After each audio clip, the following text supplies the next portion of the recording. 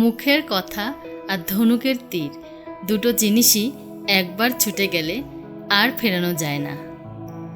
একটা কথাই কারো হৃদয় ছুঁয়ে যেতে পারে, আবার সেই একই কথা কারো বুকের ভেতর ছুরি হয়ে বিঁধতেও পারে। তাই না ভেবে না বুঝে কথা বলাটা শুধু ভুল নয়, এটা কখনো কখনো অপরাধ হয়ে দাঁড়ায়। আমরা অনেকেই বলি কথাতে আবার কি হয়, কিন্তু এটা ভুলে যাই কথাতেই সম্পর্ক গড়ে ওঠে, আবার কথাতেই সম্পর্ক ভেঙে যায়। এজন্যই সাধক সত্য আনন্দ বলেছিলেন, অনেক কথার অনেক দোষ, ভেবে চিনতে কথা কোষ। কারণ চিড়ে হয়তো কথায় ভিজে না, কিন্তু মানুষ ভিজে।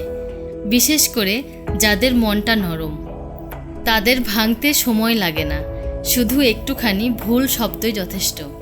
তাই কথা বলার আগে ভাবুন, বুঝুন আর শুধু সত্যটুকুই বলুন।